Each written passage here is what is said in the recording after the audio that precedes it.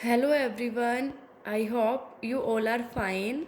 आज हम 11th accountancy के अंदर जो हमारे 6 चैप्टर है उसके अंदर आज हम हमारा नेक्स्ट टॉपिक करेंगे, जो कि हमारा है procedure of preparing cash flow statement. जो कैश फ्लो स्टेटमेंट है उसको बनाने का प्रोसीजर क्या होता है, आज हम कैश फ्लो स्टेटमेंट का प्रोसीजर स्टडी करेंगे।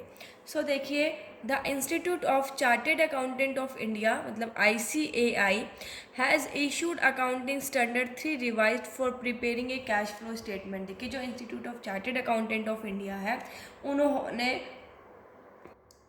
कैश फ्लो स्टेटमेंट को बनाने के लिए जो अकाउंटिंग स्टैंडर्ड 3 रिवाइज्ड है वो इशू किया है। ठीक है, अब देखिए, this accounting standard has been made mandatory in respect of accounting periods commencing on और after 1 April 2001 for certain enterprises. देखिए, ये जो अकाउंटिंग स्टैंडर्ड है ये कुछ जो एंटरप्राइजेज है, ठीक है, उनके लिए ज़रूरी है, जो कि कब कमेंस हुए थे, कब स्टार्ट हुए थे, 1 अप्रैल 2001 को या उसके बाद में। अब ये एंटरप्राइजेस कौन कौन से हैं, देखिए, एंटरप्राइजेस हुज इक्विटी और debt securities are listed on a recognized inventory exchange in India.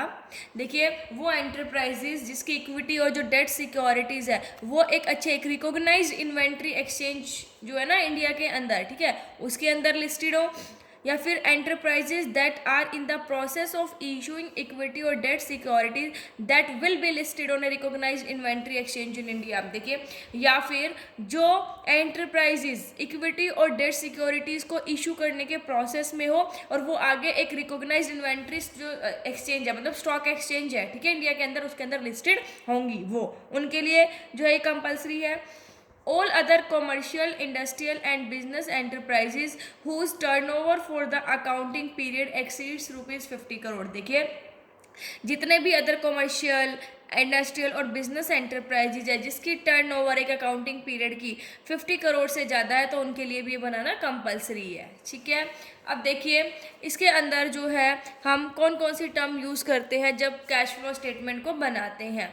सो देखिए, कैश हमें पता है, कैश के अंदर क्या क्या आता है, कैश इन हैंड हो गया, बैंक के पास जो हमारे डिमांड डिपॉजिट्स हैं, या फिर demand deposits which are repayable by bank on demand. हम ये कह सकते हैं ना, डिमांड डिपॉजिट्स विद बैंक का क्या मतलब है कि हमने जो पैसा डिपॉजिट कराया है हम अपने डिमांड करके बैंक से कभी भी ले सकते हैं। ठीक है, बैंक में कभी भी पे कर सकता है। हम अगर मैं कहूँगी मुझे अभी 10,000 चाहिए तो बैंक मुझे दे देगा, ठीक है, क्योंकि मेरे जो पहले से डिपॉजिट जो है बैंक में जमा है। कैश इक्विवेलेंस होता है कैश के इक्वल, ठीक है, मतलब जिसको हम शॉर्ट टर्म में कैश में कन्वर्ट कर सकते हैं। ये short term highly liquid investment होती है जो कि हम मतलब रेडीली कन्वर्टेबल होते हैं, मतलब जिसको हम कैश में इजीली कन्वर्ट कर सकते हैं। कैश एंड कैश इक्विवेलेंट्स के अंदर क्या क्या आ गया, cash in hand, cash at bank, current investment, short term investment या फिर जिसे मार्केटेबल सिक्योरिटीज़ भी बोलते हैं, चेक्स और ड्राफ्ट ऑन हैंड। ठीक है, ये सारी जो चीज़ें हैं ये कैश इक्विवेलेंट्स के अंदर आती है। अब कैश फ्लो का क्लासिफिकेशन स्टडी करेंगे। देखिए, कैश फ्लो जो है वो कहाँ से कैसे क्लासीफाई करेंगे, या तो ऑपरेटिंग एक्टिविटीज़ से, या फिर इन्वेस्टिंग एक्टिविटीज़ से, या फिर फाइनेंसिंग एक्टिविटीज़ से। सो कैश फ्लो को 3 टाइप से क्लासीफाई किया गया है, cash flows from operating activities, cash flows from investing activities और cash flow from financing activities. अब देखिए, फर्स्ट है हमारा cash flow from operating activities. Operating activities मतलब एक जो एंटरप्राइजेज है उसकी जो रेवेन्यू को जनरेट करने की जो एक्टिविटीज़ है ना वो ऑपरेटिंग एक्टिविटीज़ होती है। देखिए, एज सच दे इंक्लूड, मतलब इसके अंदर क्या इंक्लूड किया जाता है, cash flow from those transaction and events which enter into the ascertainment of net profit और लॉस ऑफ द एंटरप्राइजेज। मतलब इनमें किसको इंक्लूड किया जाता है कि उन ट्रांजेक्शन्स को या उन इवेंट्स को जो कि एक एंटरप्राइजेस के नेट प्रॉफिट और लॉस को असरटेन करने में हेल्प करते हैं। ठीक है, ऑपरेटिंग एक्टिविटीज हम देखेंगे, देखिए कौन कौन सी होती है। देखिए, या तो ऑपरेटिंग एक्टिविटीज के लिए से कैश आएगा या फिर जाएगा। जब कैश आता है तो इनफ्लो और जाता है तो आउटफ्लो। अब भाई कैश कहाँ कहाँ से आएगा ऑपरेटिंग एक्टिविटीज से, ये रिवेन्यू जनरेटिंग एक्टिविटीज होती है। सेल्स कर दी तो कैश आएगा, ठीक है, भाई कोई रॉयल्टी, फीस या कमीशन से कोई कैश रिसीव हुआ है, डेटर्स से, जिसे हम ट्रेड रिसीवेबल्स भी कहते हैं, उनसे कोई कैश मिल गया, तो वो क्या है, कैश इनफ्लो है। आउटफ्लो जाएगा कहाँ कहाँ पे, हमें कोई कैश में परचेज करनी है, हमें क्रेडिटर्स को कोई पैसा देना है, कोई ऑपरेटिंग एक्सपेंसेस की पेमेंट करनी है, जैसे वेजेस, सैलरी, ऑफिस और सेलिंग एक्सपेंसेस, या फिर इनकम टैक्स की पेमेंट करनी है, ये सारे ऑपरेटिंग एक्टिविटीज़ के अंदर आते हैं। अब है इन्वेस्टिंग। इन्वेस्टिंग मतलब इन्वेस्ट करना, ठीक है, मतलब लॉन्ग टर्म एसेट्स को परचेज एंड सेल करना। देखिए दीज, इसके अंदर these assets also include the purchase and sale of such investment which are not included in cash equivalent. ये उन एसेट्स को भी इंक्लूड करता है, उन इन्वेस्टमेंट की परचेज एंड सेल को भी इंक्लूड करता है जो कैश इक्विवेलेंट्स के अंदर कंसीडर नहीं की गई थी। उसके अंदर तो शॉर्ट टर्म को कंसीडर किया जाता था, शॉर्ट टर्म इन्वेस्टमेंट को। इसके अंदर हम किसको करते हैं, लॉन्ग टर्म एसेट्स के लिए, ठीक है, उनकी जो परचेज एंड सेल करते हैं। अब देखिए इन्वेस्टिंग एक्टिविटीज के थ्रू कैश कहाँ कहाँ से आएगा और कहाँ कहाँ जाएगा।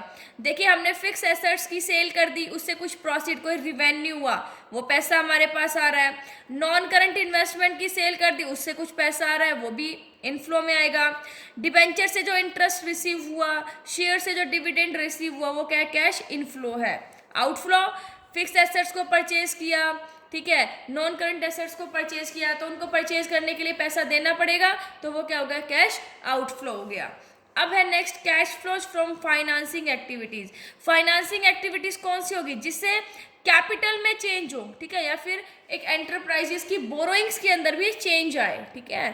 अब देखिए जैसे कैसे कैसे चेंज आ सकता है, इनफ्लो आएगा कहाँ कहाँ से, भाई शेयर्स को इशू कर दिया था कैश के अंदर, उससे जो पैसा मिला, ठीक है, डिबेंचर को इशू किया, उससे जो पैसा मिला, लोन्स लिए, देखो यहाँ पर देखो किसके अंदर चेंज आ रहा है, बोरोइंग्स के अंदर भी चेंज आ रहा है और कैपिटल के अंदर भी चेंज आ रहा है, ठीक है। Increase in balance of bank overdraft और कैश क्रेडिट का जो बैलेंस है वो इंक्रीज कर दिया, हमने लोन्स ले लिया, ये पैसा हमारा आ रहा है, लेकिन इससे हमारी जो बोरिंग और जो कैपिटल है वो इंक्रीज हो रही है।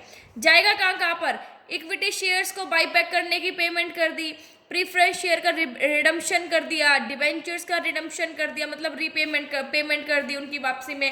पहले तो इशू किए थे डिबेंचर, एक कंपनी इशू करती है जब उसे पैसे की जरूरत होती है, ठीक है, उसके थोड़े टाइम बाद, एक फिक्स पीरियड के बाद उनकी क्या आती है, उनको रिडम्पशन कर देती है, मतलब वापस दे देती है।